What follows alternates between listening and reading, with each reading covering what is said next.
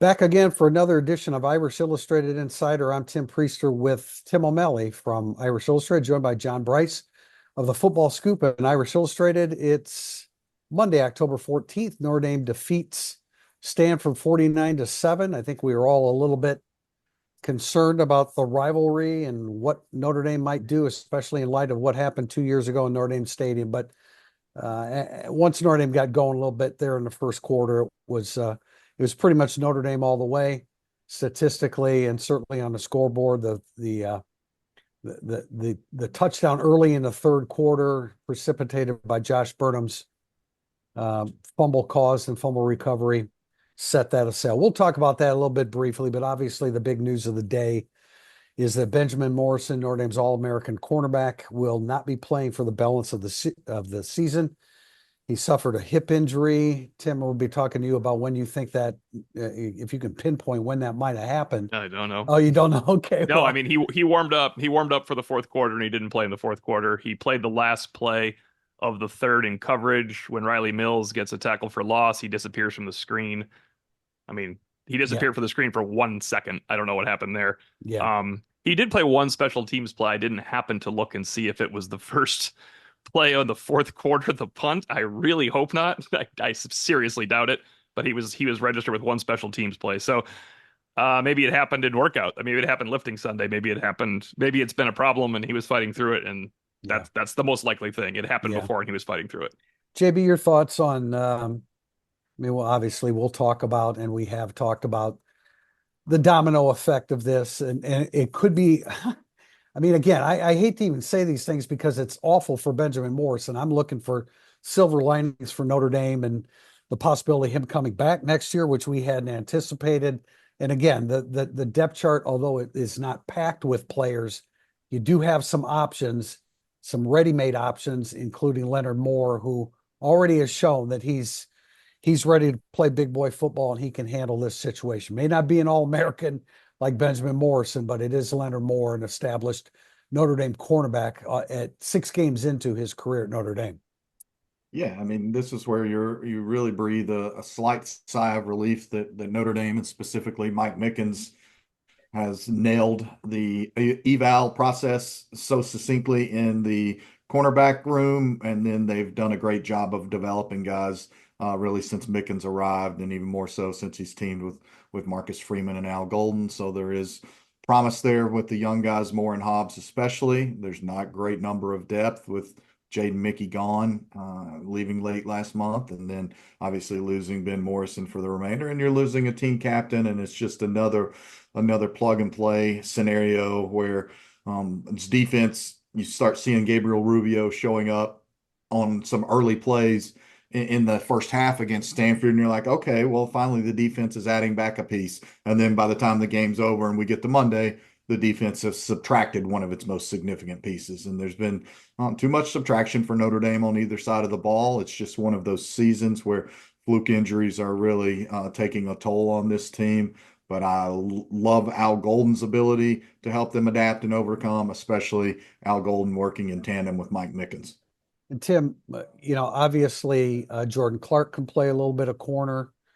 The same with Rod Hurd, but this is, as we peek ahead to Georgia Tech a little bit, this is a nickel defense opponent without a doubt. This is a Yeah. speed offense. They spread the field.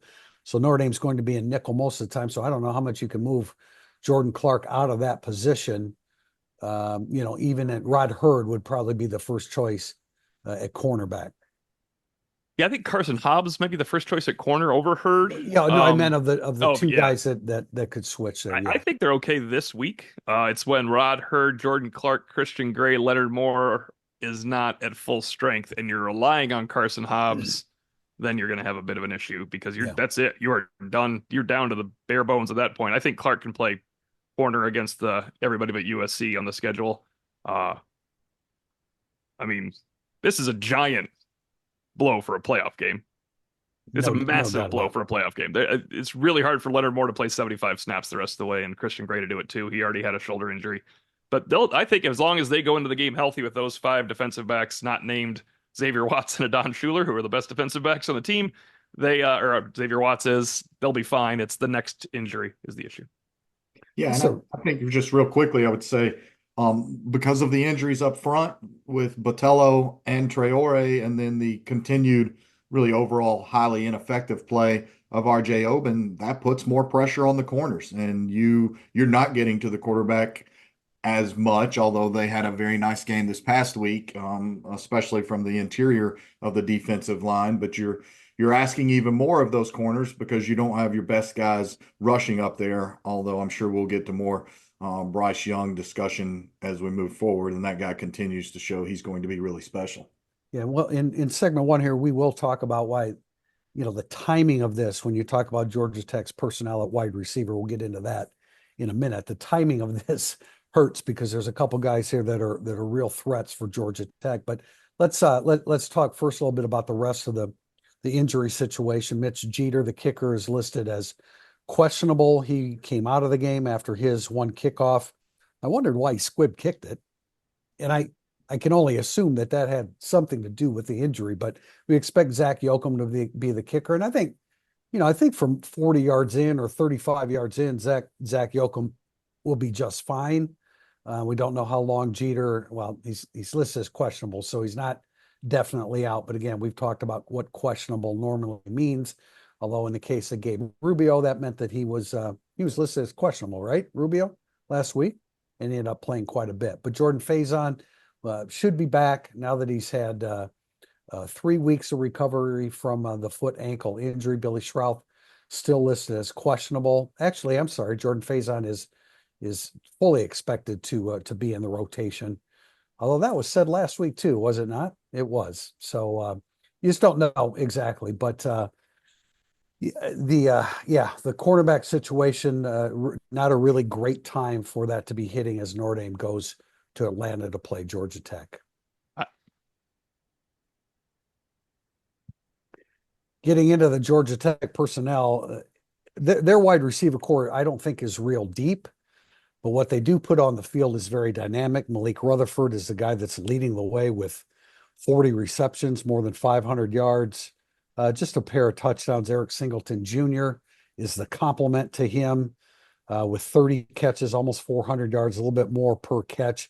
Also 2 touchdowns. They have Avery Boyd, who's actually a former wide receiver, now a 240-pound tight end who presents a bit of a matchup issue because he runs like a wide receiver, but is listed at 240 pounds. After that, I think there's a pretty significant drop off. But so, those 3 guys in particular will be who Notre Dame has to keep an eye on, and you're going to have to do it without Benjamin Morrison keeping an eye on them. Well, it's a good thing you said they're not very deep because neither is Notre Dame, so they can just play 3-on-3 and figure it out from there. This is if they came at you in waves, there'd be a problem.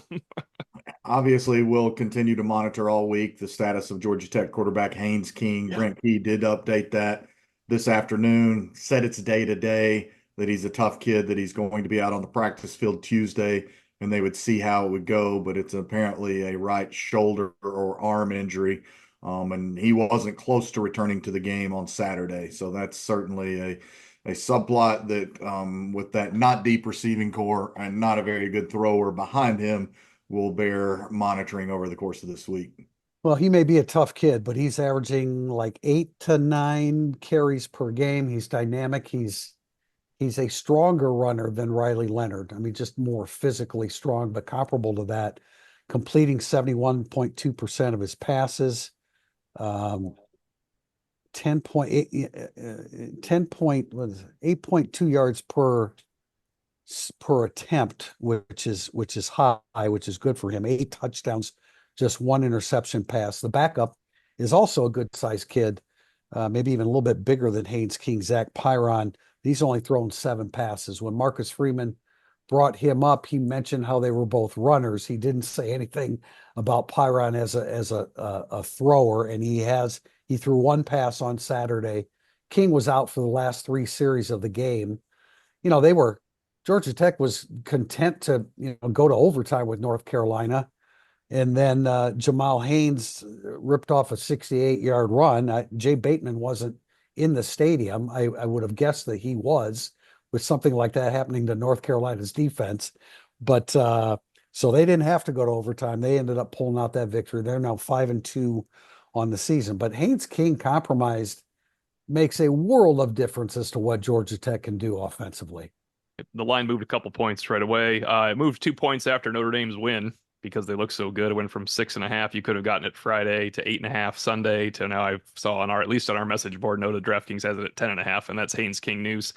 It was pre Benjamin Morrison news, but that doesn't move lines like Haynes King No, moves lines. no, I wouldn't think so.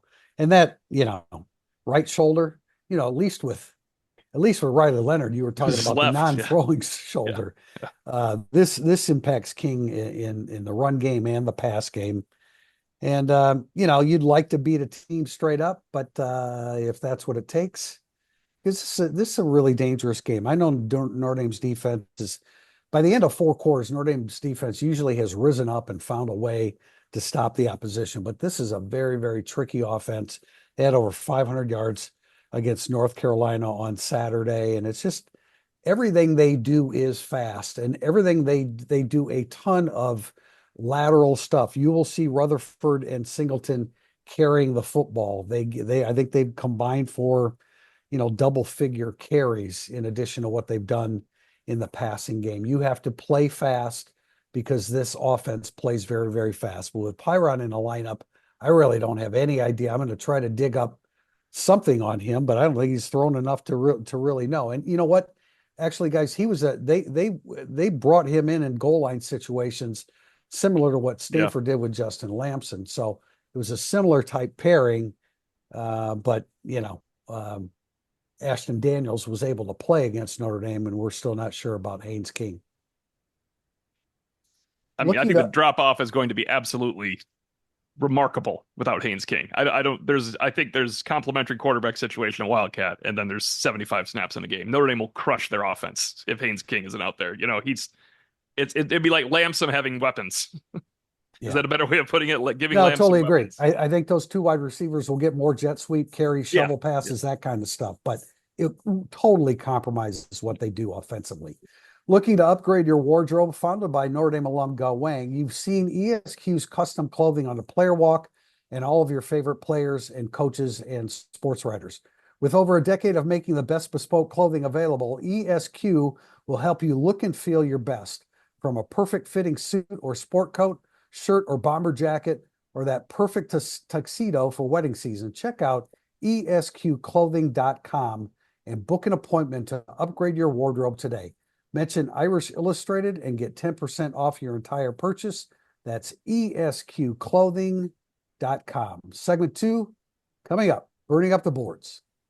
If you're coming to a game this season, you have to check out Game Day Your Way, Notre Dame's tailgate service provider. Game Day offers everything you need, including tailgate gear, catering, and even beverage delivery right to your spot. And their Irish Express transportation from Chicago allows you to tailgate while you travel to their all-inclusive party zone in South Bend. Let Game Day deal with all the hassle so you can focus on the fun. For tailgates, tickets, transportation, and more, visit GameDayYourWay.com. Welcome back to segment 2, burning up the boards. Our first question is from Get That Irish. What is more likely at the end of this season? Al Golden leaving for a head coaching job or Mike Mickens leaving for a defensive coordinator job? It's a great question. And my answer to it is neither, because I think Golden is more likely to leave for a coordinator's job in the NFL. I mean, I think that's going to be sitting out there for him. Head coaching job, I don't know. He's earning his stripes as a coordinator, so I'm not sure if that's going to earn him a head coaching job. And so if that happens, then Mike Mickens certainly is a candidate to be the defensive coordinator at Notre Dame. So great, a really good question. But I think the most likely thing is that Golden's in the NFL as a defensive coordinator, if he's not back in Notre Dame. And I thought going into this season that Mickens could be a legitimate candidate to become Cincinnati's head coach because he started there. He climbed up through the coaching ranks there. I know he hasn't held all the titles that some people might wish to see held before hiring someone. But we've heard Marcus Freeman and Al Golden both basically stand on the table to say, Mike Mickens is a defensive coordinator in their minds. He's going to be a head coach. But I think right now it's neither. I would agree with you, TP. I think that Notre Dame fans should be encouraged by the fact that Al Goldenflat turned down a couple of different schools during the last collegiate coaching cycle and said no. And if I'm not mistaken, his son is now enrolled at Notre Dame. I know he got a new 4-year deal with Notre Dame last December that makes him among the highest paid defensive coordinators in college football. Obviously, that's got some select carve outs in it that would not have him with a hefty buyout if he chose to leave for a head coaching job or something in the NFL of an elite nature. But I just think that Cincinnati's 4-2 right now. They're going into the heart of their schedule. Scott Satterfield has sort of calmed things down a little bit there after a disastrous first year atop of the Bearcats program last year. We'll know a lot more about Cincinnati in the coming weeks, but that was a kind of lukewarm hot seat going into the season, and 4-2 with a narrow loss on the road at Texas Tech and maybe a narrow loss to a West Virginia or maybe Pittsburgh. Yeah, a narrow loss to Pittsburgh, in which they outplayed Pittsburgh and then Pittsburgh won it at the end. So I don't think it's necessarily either right now. Mike Mickens got a new extension last year, and he knows how incredibly valued he is here at Notre Dame. From Jay Jude, the passing game definitely took a big step forward Saturday. How much of that do you think is sustainable, and how much of that was just Stanford's poor pass defense? Well, Stanford's pass defense is poor. There's no doubt about it. And I love the cat and mouse stuff that was going on between Bobby April, their defensive coordinator, and Mike Denbrock, Notre Dame's offensive coordinator, because there were times, and this is stuff I covered in the tail of the tape after rewatching the game, there were times where like Stanford had 8 men in the box at one point a couple times. And so, there was a lot of RPO stuff that we haven't seen from Notre Dame, which was interesting. Sustainable. I think it's sustainable if Riley Leonard comes into a game with that frame of mind. It was grip it and rip it. And I thought that was fantastic. I thought it was something that Jason Garrett mentioned, that he's not overthinking it. He's just throwing the football. And so if Riley Leonard can approach the game like that, I think it's somewhat sustainable. But Stanford's pass defense is bad. We've talked about the remainder of Notre Dame's schedule. Georgia Tech has given up a lot in the passing game as well. So I think it's at least sustainable against Georgia Tech and Tyler Santucci, the defensive coordinator. And for me, I think you have to point to the offensive line. They protected Riley Leonard a little bit more, and he stayed a little bit more committed to the pocket. You could tell there was a confidence there. I think you pointing out, TP, that he had sort of a grip it and rip it approach. I think that tells you Mike Denbrock had dialed up a pretty strong game plan, because of a lot of Riley's early reads were open. And then I watched him go through several progressions where when he got to his second guy, he was open if he did have to look off of his first one. So good protection, better protection from the offensive line, a little more chemistry and cohesion. I think we heard Marcus Freeman talk about that today, now that they've played a couple of full games together, or I guess now 3 full games together with this iteration of a starting 5. So those are all things that should allow Notre Dame to continue to grow its throw game. Tim, is this sustainable with a quarterback that hasn't, it was great Saturday, but hasn't necessarily proven that he can go, week in and week out and be accurate and consistent throwing the football? Yeah, I still they don't overdo it with him though. He's still throwing 22 passes a game. Most passes are things he should hit, and now he's hitting them. It was more confusing when he wasn't hitting them. Yeah. We never expected Leonard to come back and start back shouldering everybody like he did Bo Collins on that one throw for 12 games. But I was always expecting Riley Leonard to throw pretty well to open guys. That's what he's doing. He's throwing pretty well to open guys. But the touchdown pass to Thomas and Mitchell were nice throws. You want your good quarterback to hit them, but I don't think he hits those in week 1 and 2. No, and those were good balls. He's at 70% since the midway point of the second quarter against Miami, Ohio. There's actually a question about us. I'm the one that keeps referring to 9.5 quarters. We'll address that. But you know what? I thought his RPO decision making was very good. Yeah. And then he was accurate. And then, some of the sidearm stuff that he had thrown early in the year, he was all over the place. But again, he saw it and threw it, and you could tell by his body language that he was confident with it. And those throws were accurate as well. There was the The quick out sideline thing that he threw to Jeremiah Love for 25 yards was one of those. The touchdown pass to Jaden Thomas was one of those.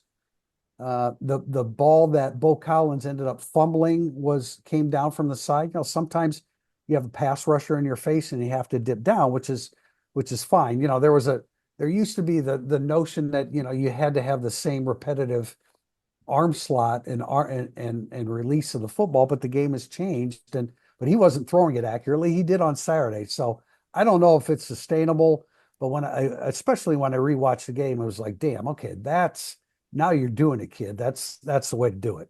And I would just real quickly add that, Riley said he needed to get away and sort of hit a mental reset, and he did that. I also think his mental and physical health were the best they had been since going into the A&M game. And honestly, he missed all of spring, so he was going to be rusty anyway, being in a new offense, a new program, and then having missed all of spring camp. So I still think that he's just now coming into that. But 27 total passes from the two Notre Dame quarterbacks Saturday, and Georgia Tech wasn't initially credited with any quarterback hurries after the game. I think that's a pretty strong indicator as well. By the way, Georgia Tech with 1 interception on defense, so that bodes well. JB, you said what, kiss of death when I said it's been 90 passes since Riley Leonard threw an interception? Hey, stats are stats, man. We don't believe in that. Ask Mark Twain about stats. 90 passes without an interception, and Georgia Tech has 1 pick through 7 games. Man, if that isn't a kiss of death, I don't know what is. Question, Tim, did you want to respond further on that? Not okay. Now, I don't. All right. Question from Jet44. With the offensive showing on Saturday, do you expect Mike Denbrock's offense to take a jump in 2025, similar to L. Golden's year 1 to year 2 jump? Or is there going to be too much turnover at the skill positions for that to matter in 2025? I really like this question because my first thing I thought of is Notre Dame's quarterback, I hope, will be healthy all spring and chosen mostly during the spring to get some work with the new. There's gonna be 3 new receivers, but they should only lose 1 tight end. The whole backfield should return intact. Gilbert, Greathouse, Faison, and the young guys, Thomas and Williams, will stay. You hope. I mean, 5 of the 6 will be here, I'm sure. I'm just using numbers. I have that's normal college football math these days. Not saying someone's transferring. I would think that they would be able to build camaraderie this spring that Riley Leonard just absolutely had no chance of doing in the spring and some of the summer. So I actually think this is a very good point. Golden brought back everybody. Denbrock's not doing that, but I think that the most important pieces will be able to take that jump forward with Denbrock in year 2. Well, the offensive line, yeah. I mean, whatever configuration, the guys that are on the I don't think he's going to warn us in August that it's a work in progress. No, I don't think he will. Hey, I want to throw something out. I addressed this in Tail of the Tape today. And thank goodness Bo Collins has done he's done a very solid job. Without him, who knows if you close out the Texas A&M game, he's leading the team in receptions, but we've seen some drops. We saw it again on Saturday. Then he had the fumble. We didn't watch him play game in, game out every snap at Clemson, but I think there was always some frustration coming out of Clemson about Bo Collins' consistency. Now, he caught 91 passes in 3 years and scored 11 touchdowns. So obviously he did some good things, but we've seen some of that inconsistency that makes you think, okay, so that's why Clemson, wasn't always satisfied with the consistency or his ability to be consistent in his productivity. Thoughts on that? Anything? Yeah, I think,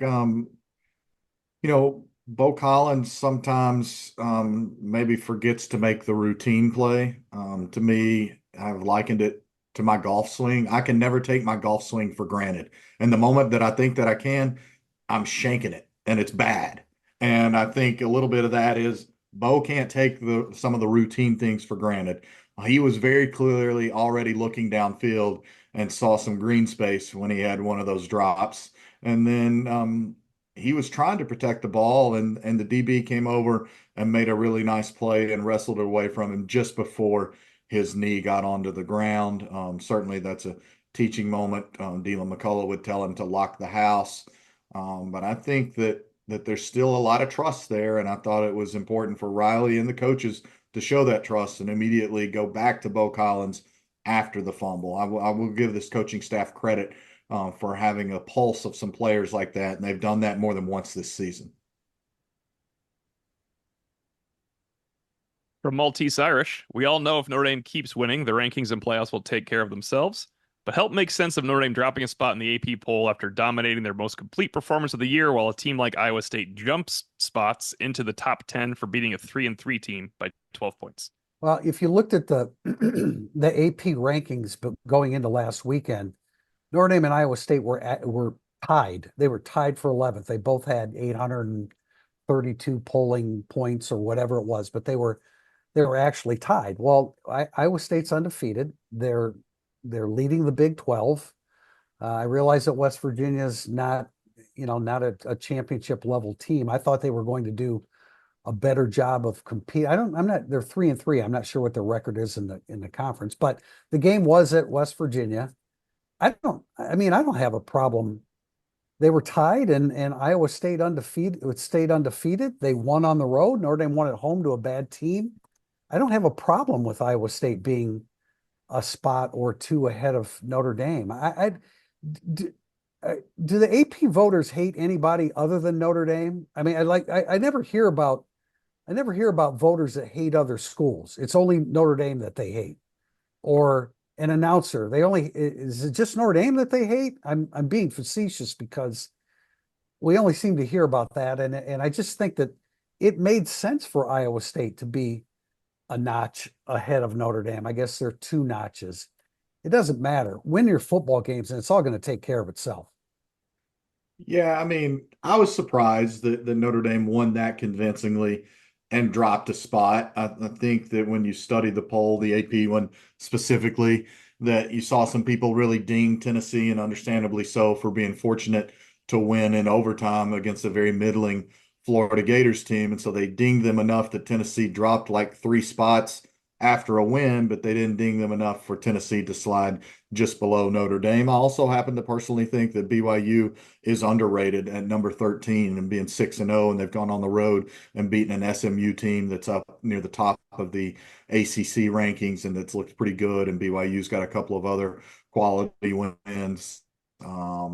So there, you could question why BYU's 6-0 and 13th and they're undefeated, and their conference brethren at Iowa State is 6-0 and beat a middling West Virginia team and jumped as it did. To me, as you said, it will all take care of itself. And the question makes clear he or she knows it will all take care of itself. But I was frankly stunned. You guys know it from my exchanges in our Irish Illustrated text thread, my comments on it. And it was along the lines of, this is bloody stupid. But, go keep taking care of business. USC season just really ended this weekend. If I'm Notre Dame, I want them to lose 1 or 2 more times so that they have absolutely nothing to play for by the time you get out there. And Notre Dame still has a whole lot to play for. Ole Miss this season is now sitting on the brink after losing at LSU. So I get the frustration. I completely get it. But a whole lot of good in the bigger picture happened for Notre Dame this weekend. Good news is the AP poll has as much to do with Notre Dame making the playoffs as a poll with me, Jack Freeman, and Maltese Irish and his 25 neighbors, because it's completely irrelevant entertainment right now. There's literally has nothing to do with anything. So good news point for fans. Good point. Maltese Irish had another good question on here. Well, I chose both because it's pertinent to the tail of the tape. So it's selfish on my part, but something that our subscribers will be addressing or will be reading. Go ahead, Tim. What's up with waving off Stanford's pass interference against Bo Collins early in the second quarter? The replay showed the flag was thrown by a ref directly facing the play from less than 10 yards away. Did he change his mind? Was he overruled? Could it have been deemed uncatchable? Or is that something they would announce? What did I say during the game when he picked up the flag, Tim? I don't recall.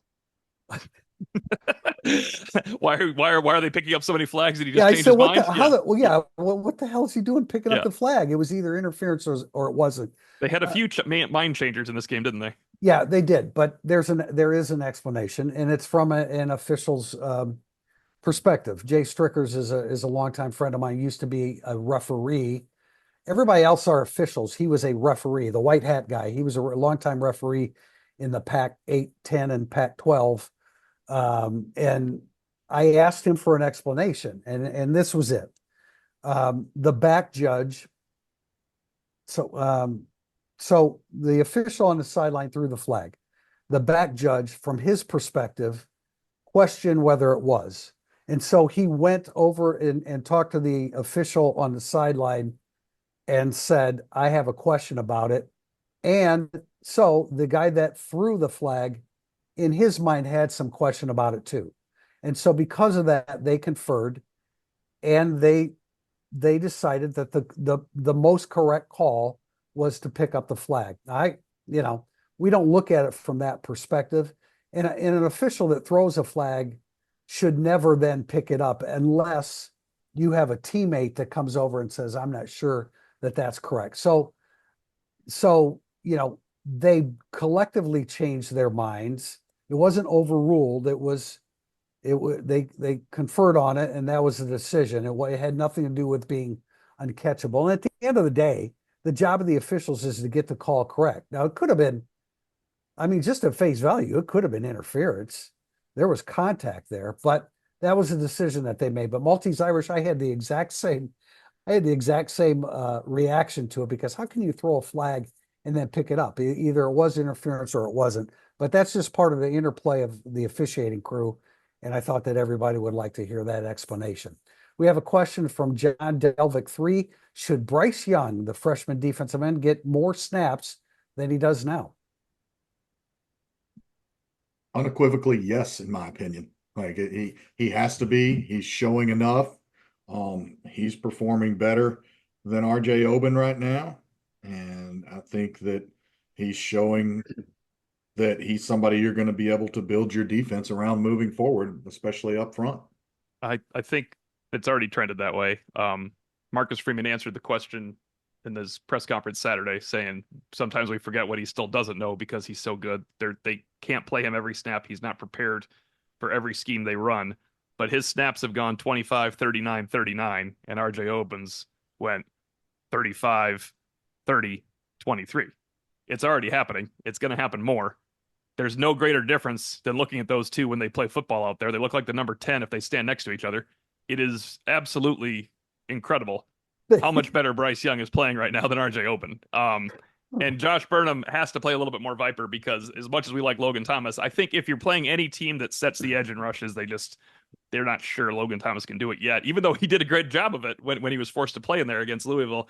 I think Logan Thomas is still the third guy at that spot. So Burnham's playing more Viper. Burnham, I wrote this in Monday Musings. You want Burnham to get more time too, but you got to remember, we've been warned 3 times now his ankle is still hurting. So he's probably at his limit. Well, Oben would not be playing if Botello and Traore were healthy, so Burnham would still was be healthy over too. at the strong side spot. Look, Oben, but because of the situation with the injuries, Oben has to play some, and he has to play better than he does. He has gotten slightly better, right? From the beginning. I thought he flashed a couple times on Saturday, but he'll set the edge, but unless the ball carrier runs right at him, that edge is it's very soft. It's not set at all. If words have no meaning, that edge is set. Right. Huh? Right. Whereas, Bryce Young sets the edge, and then we saw him pop out of that and make a tackle on 3rd and 7 for a gain of 1. He's going to be really space good on the edge at times. Yeah, exactly. Young's a star in the making, and I understand you've got to pace him a little bit. Right after he made that play that I just referred to, he came within an inch on the next snap of blocking a punt. So he's going to be really good. He's going to be a star. He's going to be, I don't know, All-American. I don't know about that. He's going to be a very, very good college football player. And as you say, Tim, the snap count is going in that direction. And, just because of the injuries, Oben has got to be in play. You've got to get some productivity out of him, but it's probably going to be more along the lines of 12 to 15 snaps moving forward. I would think. From David Lopez 5, and I can't even fathom this question yet because it's mid-season, of Riley Leonard. Do you anticipate Mike Denbrock's offense to include so many RPOs going forward when he does not have a QB with the running ability of Riley Leonard? I mean, it's tough to say. They just really emphasized the RPOs this past week. So, I don't know. That's evolving. Again, I think that Riley Leonard did a really nice job of his decision making as it related to that. So, just a little too early to say, tough to say, but it certainly is a viable. You're going to see, by the way, you're going to see as I try to plug this back in, um, our RPOs. That's what Haynes King wants to do with a receiver out in front, where you keep the run option open. Then they converge on him, and he goes ahead and throws the ball to the receiver just ahead of him. So, yeah. So anyway, I'm talking more about Georgia Tech than as it pertains to Notre Dame, but I know Mike Denbrock would certainly like for that to be a part of it. And I think Carr takes some pride in his overall athleticism and his ability to run maybe a little bit better than people at first glance believe he can run. And as for Mike Denbrock, we've talked about it before. He has evolved so much, especially I think in the last 5 years of his career, that he does a better job of tailoring his offense and his specific game plans week to week to fit his personnel and not try to make his personnel fit what he wants to do. From ND Dan 106, why do so many ND fans care who's calling the game on TV? I'm not suggesting that Jason Garrett is going to win an Emmy, but he's not as bad as some fans are suggesting. I will go ahead and cede the floor. Yeah, I'm not. Well, I spent most of my Sunday rewatching the game and arguing back and forth with people about Jason Garrett. If you just listen and comprehend what he's saying, I thought he was particularly good this past weekend, and so much so that I was asking for a transcript from our interns, and Tom Zwiller and Noah Frizzly and Chris Daly came through and transcribed it. So check it out. You'll be seeing the transcription of Jason Garrett from Saturday's game. I thought he did a tremendous job.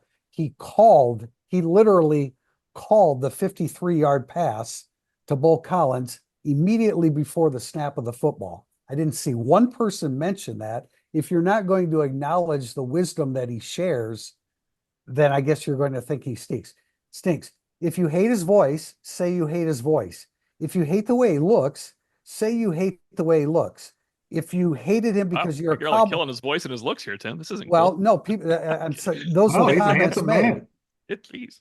No, so those were comments that were made. If you're a Cowboys fan and you hated him as a head coach, say that. If you're a Cowboys fan, that's the problem, probably, but I digress. Exactly. You'll see a transcription if you care to read it and be objective to actually acknowledge that he does have a lot of good things to say. He's not a legendary analyst. Kirk Herbstreit is a legendary analyst. I know there are people that don't like him either. Well, I mean, but he is. Yes, I mean, he's he going to is, go yeah. down as a legend. The guy has worked. How long has he been doing it? He's unbelievable. In terms of work ethic and I think everything. Kirk Herbstreit's great. I'm just saying we're now putting more names out there for people to critique. Yeah, I understand. Look, I've been doing this 43 years. Everybody hates the announcers. And since NBC took over in 92, everybody hates the announcers. I get that. But I think Jason Garrett has some knowledge if it's not actually communicated quite the way everybody would like it to be. Yeah, JB, what do you think about that? I think I watch a lot of different football every week, and especially the past couple of weeks, just the way the schedule is broken from the open date to this game this past weekend, and some games I really wanted to see pre and post game or getting to watch during that 62-minute lightning delay. I think Jason Garrett brings a lot of good things to the table. I think his voice and his opinions are very well respected. I know that from talking to NFL people. There's still a lot of NFL people around the league who reach out and talk to Jason Garrett. So he's maybe not the best, but and Herbstreit is so widely recognized. And I've seen a lot of Herbstreit games through the years and have covered games that Herbstreit's also been a part of the broadcast team. And I don't think that I don't recall off the top of my head Herbstreit having a watch here this comes moment the way that Jason Garrett did in this past weekend's game. Tell you another guy I really like who does primarily only SEC games, though ESPN and ABC are branching him out a little bit more, is Cole Kubelik. I think he's pretty elite. He can call some things. He knows how to see the game, particularly from a line of scrimmage standpoint on both sides of the ball because he played at Auburn University. So I don't listen a whole lot to the announcers. A lot of times I do find myself turning down the volume no matter what network it's on. But I think that's because I don't feel like I'm learning necessarily. I do feel like on the rewatches, a lot of times I learn something from Jason Garrett because he's getting those Friday afternoon production meetings with the Notre Dame staff. Tim, why don't you go ahead and ask that? I guess since that one's directed to me as well. From Murphy Bro, TP, I don't ever remember you talking about a QB, even the other NIL QB, Hartman. Wow, kind of mean, of having several straight quarters, quote unquote, of really good football. This may be to counterbalance the Riley Leonard is the worst of all time silliness from some fans. Nonetheless, my question is, do you think Leonard's charisma and aw shucks likability ever clouds or affects your published analysis of him? I don't think that I know for me it doesn't have anything to do with it. Quite frankly, I don't think Riley Leonard's demeanor helps him. He's too nice of a kid. I don't. I would rather. I think it would be better if he was a little bit more hardcore about the way he approached things. So it has nothing to do with that. It has everything to do with the fact that he struggled early and that he's played much better in the last 9.5 quarters. From my perspective, that is the only reason. I don't think his personality necessarily helps him. Yeah, you like the kid personally, but this Right. what I'm saying is it's total football analysis. For me, and I'm going to politely disagree with you, TP, and it's not because I'm trying to get you to argue and be out of your comfort zone arguing, but I think that Riley Leonard does have a great mentality on the field. We wrote the story on Irish Illustrated leading into the Texas A&M camp about how fierce a competitor he is. When the three of us joined that group of about 9 other people who had lunch with Marcus Freeman at the end of March or end of May, right around Memorial Day weekend, and he told us like Riley's got that sort of something to him, that edge to him, and he kind of stopped just short of saying like he can be an ass out on the field, but you could tell from listening to Marcus Freeman, they like Riley Leonard's competitiveness and his toughness. And I think that's probably got him banged up a couple of times earlier in this game. But I don't think it clouds any judgment or any reporting. I think the fact of the matter is there are a number of variables. Riley Leonard would tell you himself he needed to play better across multiple games, but he was still the best quarterback for Notre Dame during that time. And he's absolutely still the best quarterback for Notre Dame during this time. I like the question because he is the only quarterback we've ever done that for, and it is to counterbalance the silliness that he should come out. Both things are true. I've never in my life looked at a quarterback and gone, you know what? He played one half of that second half pretty well. That's not a good sign. But we do it because this is the only quarterback that everybody simply decided was terrible when he played badly against Northern Illinois in an awful, awful loss. I get it. And then threw a couple bad passes 2 weeks later against Miami of Ohio after having a dominant performance against Purdue. I don't know why. People are just assume he's not good. He can't throw.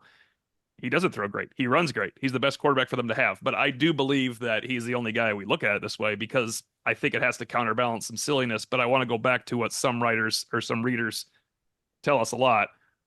Usually it's a vocal minority that we don't want to respond to. I don't think this is a vocal minority. I think it's a solid half of the Notre Dame fan base just will not accept Riley Leonard because he didn't pass well in early and mid-September. Yeah, but don't you think we would like if he had started out really hot and then had been bad for 9.5 quarters, where like there was a clear demarcation from playing really well and playing poorly? I mean, wouldn't we say the same thing? I mean, like my entire life and existence during a football season is to analyze what's happening on the field. I mean, I just don't think it's a fair question. I get why somebody would ask, but I don't care about how nice of a guy Riley Leonard is when it comes to evaluating I him want him to do well because he's Well, nice. If he was a jerk, no, I would I want mean- him to not do well. I wouldn't care if he failed. right, but that wouldn't change how you evaluated what actually Not at all. happened. 0%. I have millions of Yeah, friends I evaluate poorly. I want all Yeah. I mean I want all the Notre Dame players to succeed, but if they Right. don't, we're going to My talk about my them like point is when Notre Dame players that have not succeeded in the past that you were absolute jerks, you weren't quite as sad about it if the guy was the nicest guy in the world. It is the truth, but you don't evaluate it differently. You're just like, oh well, screw him, he deserved it. Like that happens, but it's after the fact. You don't analyze like what you think of him going to a game. I know a Notre Dame player from the past that is an absolute jerk. And I loved him on the field. And it was part of the reason he was a jerk. And I never would say I don't want this guy to succeed because he's a jerk. But if he didn't succeed, I'd be like, well, he's a jerk. So I'm glad he feels bad tonight. Those things happen. Riley Leonard is just a really nice person that people want to see succeed. We talk about player letdowns as human nature. It's sports writer human nature to, Yeah. You want the good guys. Yeah. You'd like them to succeed a little bit more, but I hope to heck that I haven't had a career that would reflect bias based upon that. I can't stand people bring it up either, but I will point out I like him, but that just means I'm happier for him when he succeeds. It has nothing to do with analyzing things. All of us have said in some way he should have been taken out of the game against Northern Illinois. Yeah. We all said it. Period. He shouldn't have been taken out of the last couple of games. All right, last question. How would you pronounce that? I'm just gonna go BJ Okono. Okay. Yeah. On the previous podcast, there was a consensus that Notre Dame would drop at least one more game. Any minds changed after Saturday? 14% less likely they will drop a game at this point for me. That has nothing to do with the fact that that's gone from 7 games to 6 games. It is exactly what that has to do with for me. Very good. Get out of here with your subtle math. And yeah, I just picked up on it. So that's all the math I will do for the entire week. I think I actually said I hedged myself a little bit last week and said my consensus wasn't there because I wanted to see USC. And I said I would know more about it. And now that USC has manufactured yet another all new way to lose a football game, I'm increasingly encouraged that Notre Dame will not lose a football game the rest of the way until the playoffs. Excellent math, T.O. I'm more concerned about losing to USC when they don't have as much to play for, to be honest, because of this rivalry, to be honest with you. Yeah, but if they lose 1 or 2 more times and with their guys having pro potential and some transfers on that team. There is a different world of the portal and pro potential these days. Yeah, I just think it's a different world. Yeah. I have to, I wouldn't say that I've changed my mind, but you certainly feel, again, you feel better about Riley Leonard. If you're going to have that mindset, if you're going to carry yourself on the field and make those throws with confidence like you did last week, well, then you feel a lot differently about it. If he were to play like that the rest of the season, yeah, that'd be great. But, 4 quarters or 4 out of 9.5 or whatever is not enough evidence to do that. So not quite ready to say that, but again, another very good question for today's episode of Irish Illustrated Insider. We're going to wrap up there. We'll be back on Thursday. T.O.'s leaving a little bit early for Atlanta, so we'll check with him in Atlanta. I will just say that our recording is going to be a little bit later on Thursday, so plan on that when you try to tune in to Irish Illustrated Insider. Until then, Tim Priester, Tim O'Malley, John Bryce, this has been Irish Illustrated Insider.